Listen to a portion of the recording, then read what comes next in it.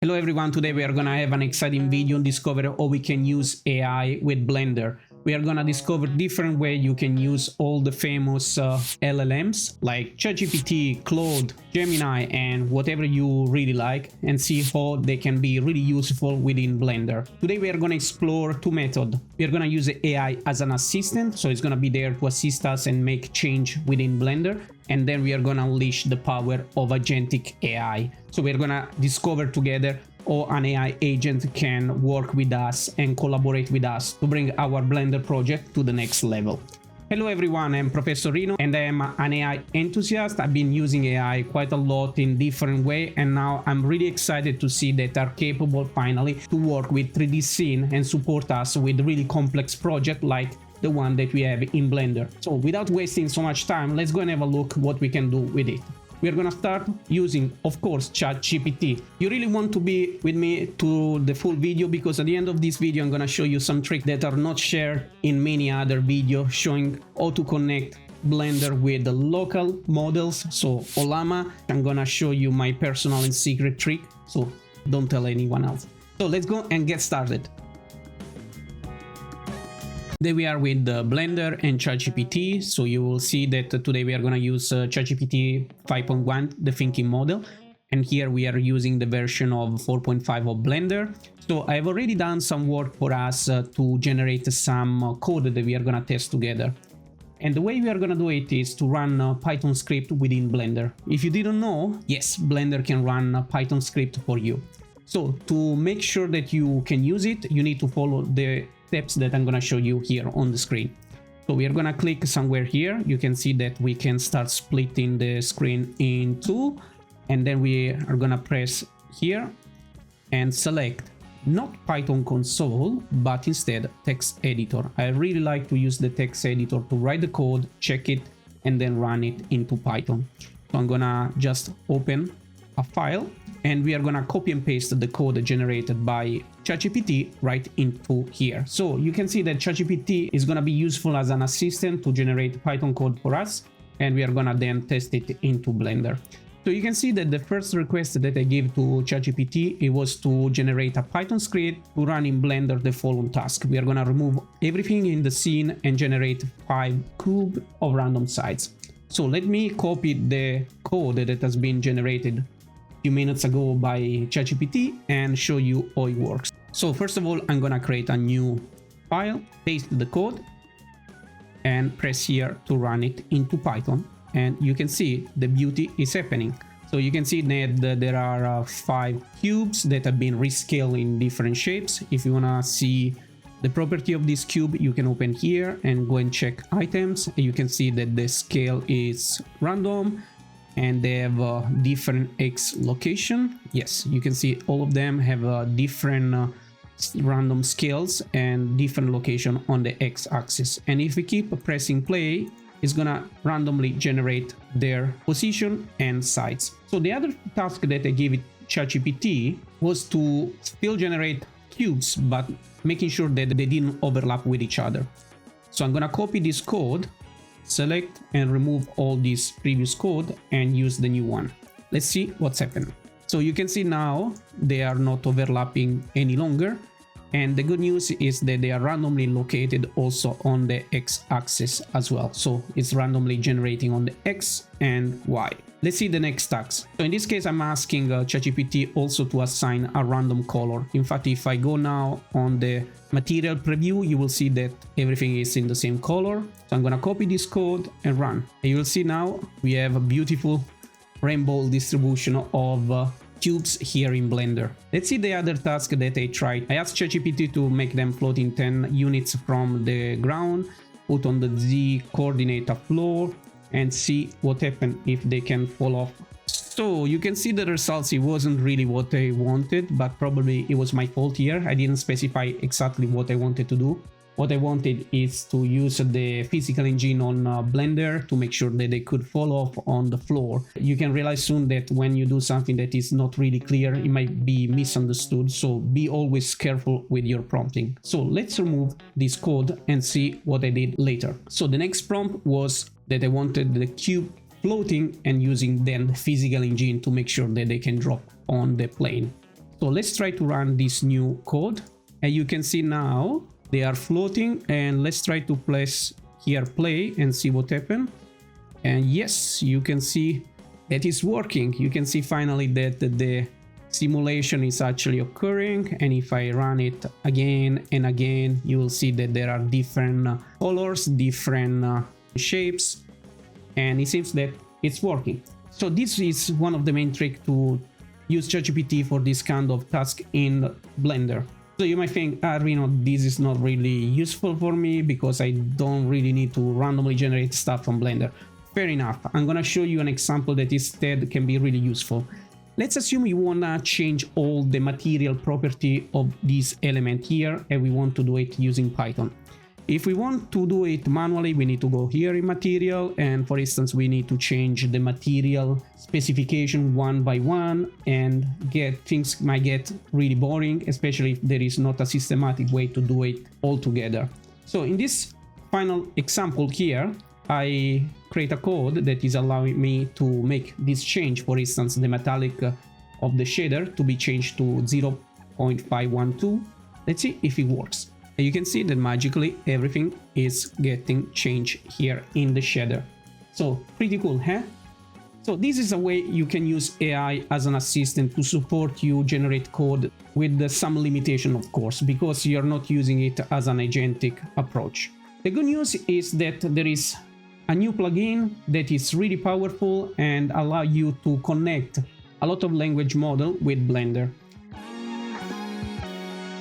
So this is the plugin we are gonna use today in Blender. It's called Blender MCP. What MCP stands for, we will discover in a few seconds, and it will allow us to make a Claude to communicate with our Blender. But then I'm gonna show you at the end of the video how you can make it accessible to any other model. So stay with me through all the videos, so you're gonna discover how to use local LLM or ChatGPT to use this protocol. So if you go online, you will soon see that MCP stands for Model Context Protocol. It's basically an open standard that was developed by Anthropic, so the company behind Claude, and he has become a really useful tool to connect many large language models to many other applications without using the API. So back in the day, we needed really to understand how to use an API, make sure that the code was well written to allow models to communicate with the other peripheral things. So MCP is basically a standardized way to plug in your USB model to any kind of external tool like web search, interact with software, interact with many other applications in a super easy way using Agentic AI. So let's go back to the plugin we were talking before. Today we are going to use Blender MCP, and you can see here that there is a website showing all the features of this beautiful tool, and there are a lot of guides for the installation. It's relatively easy. I just follow this installation. There are a lot of YouTube videos showing how to install it. So let's go in Blender and see what we need to do to make it work. So we are here in Blender. I have already installed my MCP. In fact, if we go to Edit Preference, you'll see Blender MCP installed here.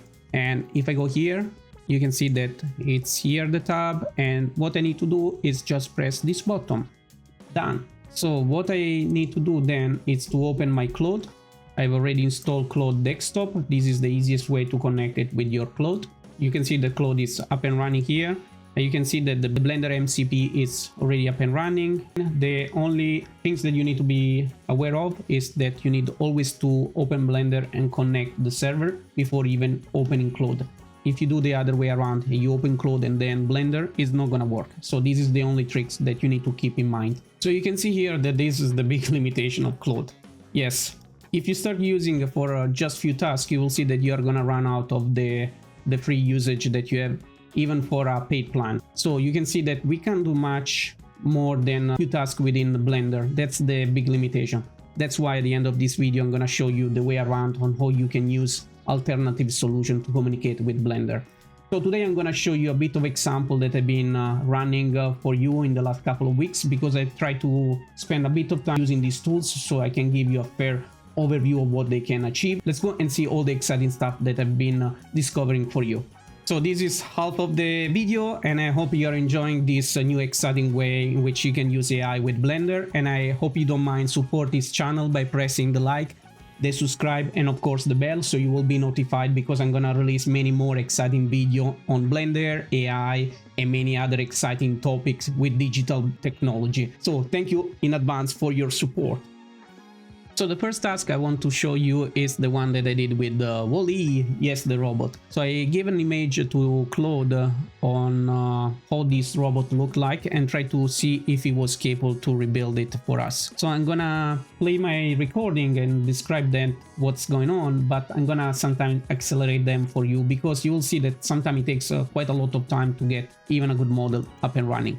So let's see what the system is capable to do. So when you press go ahead, you will see that soon the agentic mode is gonna be activated. In fact, you can see here that it's starting establish connection with Blender, and you can see that all the communication will be done in a JSON format. You can see already Claude working there, and it's capable to reshape our robot using simple geometries. So let's see what is capable of.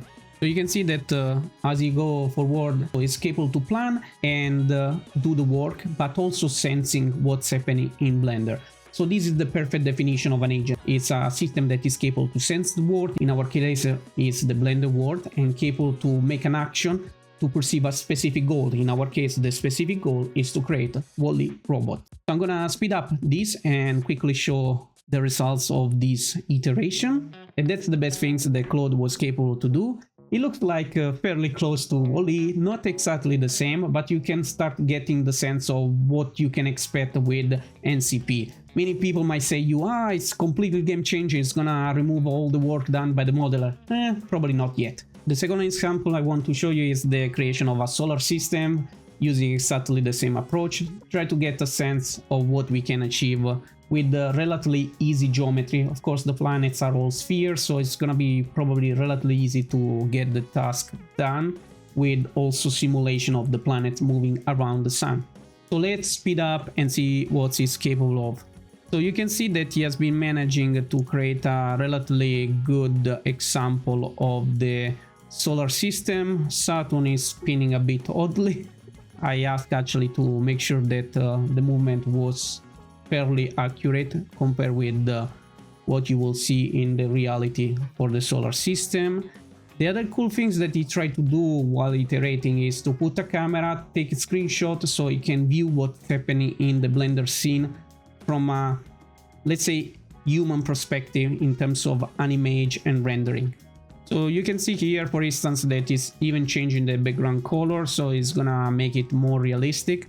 But to be honest, I wasn't really impressed with the results of this simulation. You can see that the material are fairly realistic, but I've been much more impressed when I was trying to do the same, just using Claude and asking to create a simulation of the solar system in a single HTML file, and the results was pretty wow. And of course I tried the example of a donut, because if you start using Blender, of course we probably started with the donuts tutorial here on YouTube. So let's see what AI is capable of. I'm gonna speed up because the process was exactly the same, writing a task, and then you will see JSON communication between Claude and Blender. So you can see that the geometry was set, then you start putting some different material for the icing and the body of the donuts, and then you can see that he puts our sprinkles all around, but some of them are floating. And to be honest, in this case he struggled a bit to figure it out a way to put them exactly on the donuts itself, avoiding them floating, but after a couple of iterations I managed to get it done. And the results, you can see here the preliminary results after the rendering look like this. I was pretty shocked when I asked Claude to create the perfect rendering situation for this scene and try to generate a render for me, and this is the output out of the rendering. So you can see that the resolution is not really high, so it might be a bit foggy, but if you scale down you can see that the results is pretty cool. From a modeling point of view, sometimes it can achieve really high standard. The things that you can probably try and recreate using simple geometry is something look like Minecraft. For instance, I asked, create an example of Minecraft style Stonehenge with the UFO on top of them, and in the middle put fire that is casting light on the Stonehenge monolithic structure. Let's go and have a look at the results. So you can see that the results is pretty wow. If you want to know more about the different workflow that you can use for rendering, I have already made a video that's gonna show you all the tricks that you need to know to do really exciting rendering things in Blender. Let's go now and see where I found Agentic AI really useful and wow for my workflow. You're gonna be surprised how your work can be simplified from now on using Agentic AI. So we are here in the scene of a BIM model. BIM stands for Building Information Modeling. This was possible to be imported within Blender by using a really powerful extension called Bonsai. I already made several videos about Bonsai. In this case, I was struggling because I wanted to do a really cool rendering of this scene, but let's go and see what happened if we go here in Material Preview. So you can see that everything is missing. I didn't quite understand why the color were not visible into the Material Preview as well as the rendering features. So guess what I did? I asked AI to check all the shaders and fix them for me. And within a few seconds, I was capable to get it done.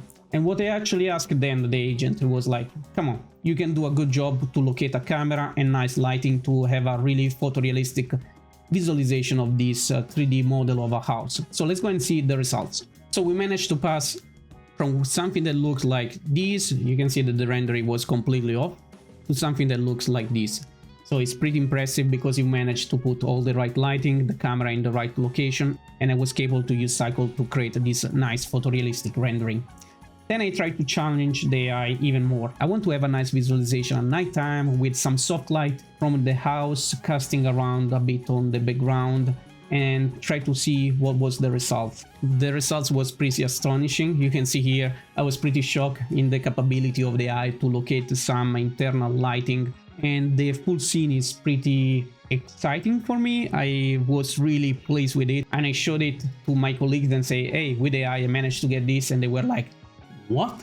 So in this case, lesson learned. You can fix a lot of shaders, a lot of things that probably is not working fine. You will be able to change all the errors of 300 shaders in few seconds. This is another exciting example that I did connecting here Blender with Claude and Notion. So Claude is basically talking with Blender and Notion at the same time. And what I ask in this case is to create a scheduling documentation from the BIM open in Blender about windows and doors, and try to create all the file and the documentation in Notion. Let's go and have a look what the AI was capable of. In this case, I was pretty uncertain about what would have been the results. I was like, oh, probably it's gonna do a really crazy stuff. It's not gonna be able to see the BIM documentation within Blender. Let's speed up and see what was the results looking like. So you can see here that the agency is doing a really good job by reading the information and reporting back into Notion. So you can see here in Notion that he has done a pretty accurate work in detecting all the doors. And similarly, he has done a pretty decent work also with Windows, selecting all of them, the numbers, the type, the features of it. Looked like a bit Revit, that is one of the main platforms used for BIM. And now AI is able to do something pretty similar. So you can see that he has also done a nice report, putting together all the information in a single visualization page that you can share, of course, with all your colleagues. So of course then I said, okay, let's try something more challenging for these AI agents. Let's see if it's capable to change the dimension of those walls. I said I want the ceiling up 4 meters. This case is already at 3 meters. Put it up. Make sure that you don't create any deformation for the door, the windows inside this model. So that was my task. Let's see what the AI agents was capable of. So you can see here that the agent is up and running using, as I said before, JSON protocol to communicate back and forward with Blender. And you can see that he started doing a relatively good task. He managed to do something pretty cool. He managed even, as I demanded, to move the roof slab up in the right position, but then I told, come on, the holes are much bigger than what you're expecting to have for windows and door. You can see it in the model. So let's see if it's capable to fix this problem. And bingo! He managed to do it. So I was really excited to see that he was capable eventually to modify the original BIM model in something that he was aligned to what I wanted to do. Of course, I tried to communicate that I want also the space in the environment to be adjusted, but guess what? I ran out of credit on Claude.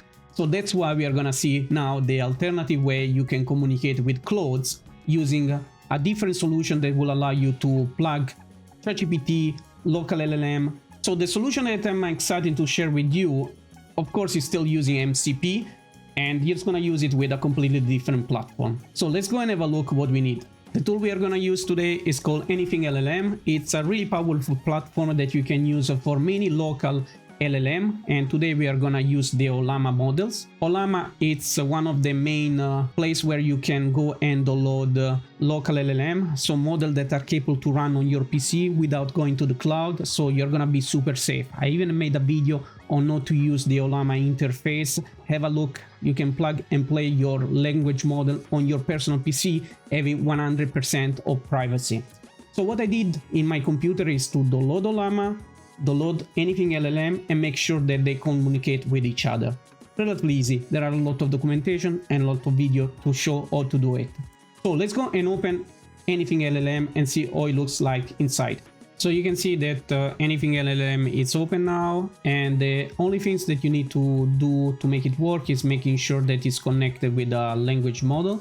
So if you go to the setting and you go to chat setting, you will see that in this case it's try to communicate with OpenAI, and I have already set up in this case GPT-5 Nano, and you have also the possibility to set up the agent configuration using one language model.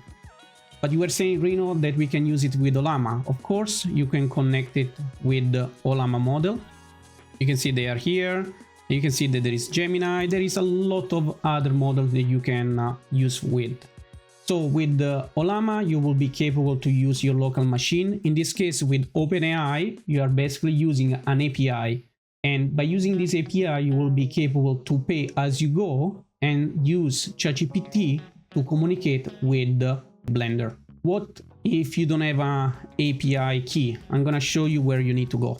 So once you go to OpenAI, instead of logging here, you can see that there is a possibility to go to API platform. And when you're inside, we can go to the dashboard. There is a API keys. So you can see here, I have a completely different API keys that I'm blurred because they're personal use of my API. So you can go here and create a new secure API key. So you can type the name and generate a key that is gonna look like a really long password. You need to save it and use it in AnythingLLM, or you can use in many other platforms that you wanna empower with OpenAI models. So what is gonna happen is that you're gonna put some cash into your profile, and as you go and use it, you're gonna be charged for the usage. How much it's gonna cost? I'm gonna show you in a second. So if you land on this page that is about API pricing, you can see that this is the cost of your usage of OpenAI. You can see that, of course, ChatGPT 5.1 is going to be more expensive than the mini version and the nano version. Why is that? Because this smaller model have less brain capability, so they cost less for them to run on their own hardware, so it means less power bill. So cheaper for you to use, but it comes with the drawback that the model is not as smart as the premium one. On the other side, if you want to use open language model that run on your machine, at least there we have transparency about the dimension of those models. If you go to the library page of ollama.com, you can see that there are all the latest model and most popular model. You can go there and see how big they are, billion of parameters. Some of them are pretty huge. The problem is that you might think, I'm going to install the biggest one on my computer. Not quite. You need always to be mindful that your setup, especially the graphic card of your computer, is the best place where you can run this model. And you need to make sure that the graphic card RAM of your computer is capable to allocate this model. In my case, I have a graphic card that has 8 GB of dedicated RAM. I'm fairly happy to run up to 8 billion parameters and not something bigger than that. Otherwise, the full system is going to start running on a CPU, and you will see that the performance of the model is going to drop in terms of speed. So it's always good to run those models on a GPU if you really want to have a ChatGPT style experience. So go and check the documentation of your graphic cards before selecting the local model that you're installing on your computer. Otherwise, you might spend hours installing a model that is never gonna run on your PC or Mac. So when AnythingLLM is installed on your computer, when you need to go and see if it's capable to communicate with the MCP. So you need to go here on Open Setting, then Agent Skills, And you can see here that there is MCP servers. Now it's trying to load and figure it out which service is available. In my case, I have Docker on and Blender on, so it's capable to detect both of them. How can you make sure that this is loaded where you need to put the information? It's pretty much similar to Claude installation, in which you have a JSON document where you need to put all the server information. I'm gonna show you where you can find it on your computer. If you have a Windows machine, you need to go to users. I'm gonna select my account, then you go to app data, roaming, and you can see here AnythingLLM desktop. Then you go to storage, plugins, and there we are. We finally found the file that is called AnythingLLM MCP servers. So once you open it, you can basically copy and paste what you already put in Claude. So once you put all the right information here, you're gonna be good to go and use AnythingLLM. So in this case, I'm gonna show you two examples. The first example is by using a Gemma 4. I know that it's not a super smart model, so I've been kind to it, and I try to just figure it out if it was capable to, first of all, communicate with Blender and try to figure it out what was inside a relatively simple BAM file. So let's go and have a look what it did. The first things that I have to do is to make sure that the agents was working. You need to press add key and then type agents, and then you're gonna be capable to ask the agents to do things and establish the connection with the MCP. So in this case, you can see that there was capable, this local model, to establish a connection with Blender. The JSON communication is happening, and you can see after a few seconds was relatively good in telling me what was inside the scene. To be honest, he did a relatively good job with the windows, but he didn't manage to figure it out if there were doors inside the scene. Let's go and see the other attempt that I did with a really relatively small model using API and ChatGPT. In this case, you will see that there is ChatGPT Nano at work. I managed to figure it out a better way to write my prompts to give much more clear instruction, especially when the model is not that smart and big.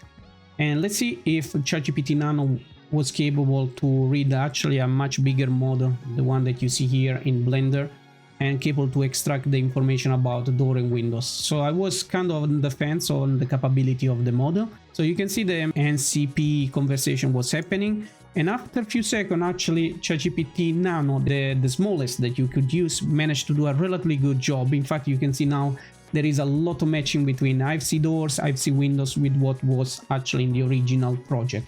So well done, ChatGPT. What does it mean now? It means that you can, of course, plug and play with much more powerful model and try to use ChatGPT 5.1 full capability to generate model and scene from scratch and do something equivalent with Claude, with no limitation of, oh, you ran out of your chat allocation credits for today or for these hours, so you can keep going. Of course, be mindful on how much you spend on the API dashboard to make sure that you don't run out of money, you don't go crazy using too many US dollars for creating a model. So you can see that from now on you can unleash AI for your Blender project and do really advanced and crazy stuff, and I really hope that you can share your example down in the comment below. This was a really long and exciting video. I hope you've been learning quite a lot with me. As always, don't forget to support this channel, and soon I'm gonna release more video on these similar topics. If you are not familiar with building information modeling